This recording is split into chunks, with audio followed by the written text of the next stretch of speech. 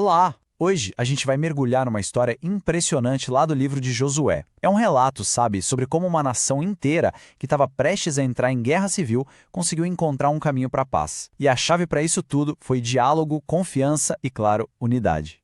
Pois é, e a grande pergunta que fica é: como é que um mal-entendido, uma coisa que começou pequena, quase destruiu uma nação?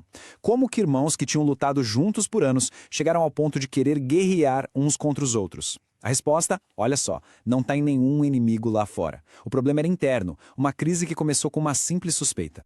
Para a gente entender bem esse drama, vamos voltar um pouquinho no tempo e ver o cenário. Depois de muitos anos de luta, todos juntos para conquistar a Terra Prometida, as tribos de Israel finalmente estavam se ajeitando, se estabelecendo. Só que tinha um detalhe: o Rio Jordão. Ele era uma fronteira natural que ameaçava separar o povo, não só fisicamente, mas espiritualmente também.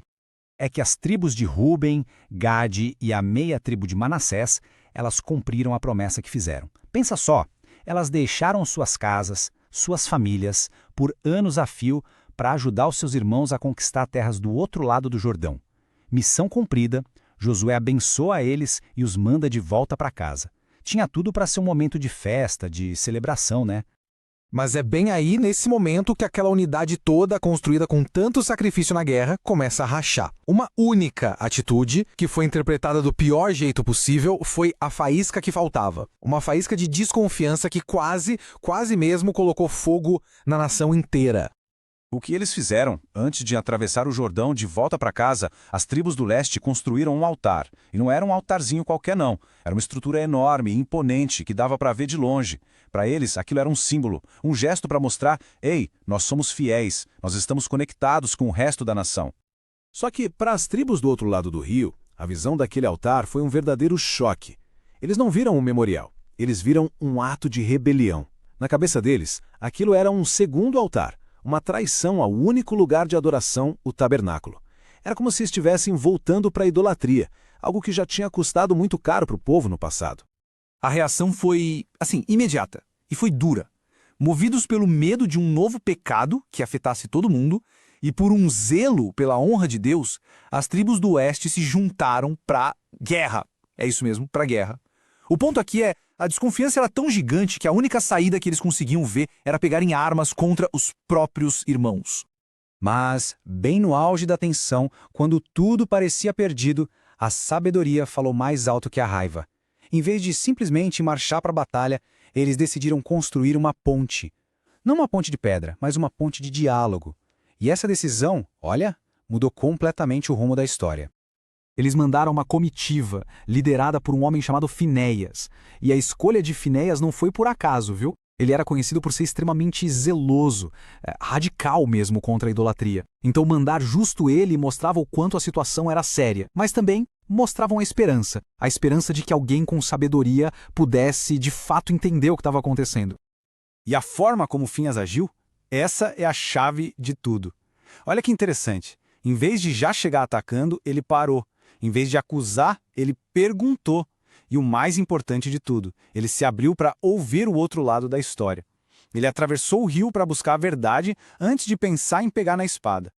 Ok, agora vamos atravessar o rio de novo e ver a reação das tribos que estavam sendo acusadas. A resposta delas, gente, é uma aula, uma verdadeira lição sobre como a gente pode lidar com uma acusação injusta e mesmo assim manter a paz. Pensa bem, o que a gente esperaria de alguém que é acusado de traição sem ter feito nada? A reação normal seria orgulho ferido, ficar na defensiva, talvez até acusar de volta. Mas a reação deles foi exatamente o contrário. Eles responderam com temor a Deus, com humildade, com uma transparência total. A lealdade a Deus era mais importante que a própria reputação deles. Essa atitude deles parece até um retrato daquele famoso provérbio, né? A resposta branda desvia o furor. Em vez de jogar mais lenha na fogueira com palavras ásperas, a resposta deles, calma, respeitosa, abriu a porta para a reconciliação. Eles simplesmente não deixaram o orgulho ferido gritar mais alto. E aí, a verdade vem à tona. Eles explicam tudo. Aquele altar nunca foi para fazer sacrifícios ou para competir com o tabernáculo. Muito pelo contrário, ele foi construído por medo. Medo de que no futuro as outras tribos olhassem para os filhos deles e dissessem: vocês aí do outro lado do rio não têm nada a ver com o nosso Deus. O altar era um testemunho, um sinal para dizer: ei, nós também servimos ao mesmo Deus.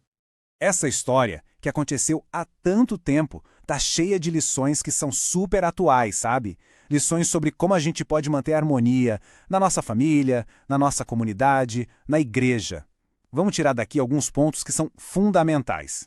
Então, o que a gente leva disso tudo? Primeiro, ter humildade para ouvir é muito mais forte do que ter pressa para acusar. Segundo, a gente precisa entender o contexto antes de sair julgando. Terceiro, uma resposta calma tem o poder de desmontar qualquer briga. E por último, é essencial manter o foco no que nos une e confiar que a verdade sempre aparece quando a gente busca ela de coração. E tudo isso nos leva a uma reflexão final para a gente pensar, olhando para a nossa vida, para os nossos relacionamentos, para as tensões e mal-entendidos que a gente enfrenta. A pergunta que fica é: que pontes de diálogo a gente precisa construir hoje? Em que áreas da nossa vida a suspeita acabou tomando o lugar da confiança? A lição de Josué 22 é um convite para a gente ser construtor de pontes. Se essa reflexão trouxe algo de bom, se abriu uma nova perspectiva, que tal curtir e compartilhar? Que essa busca pela paz e pela compreensão possa sempre guiar os nossos passos.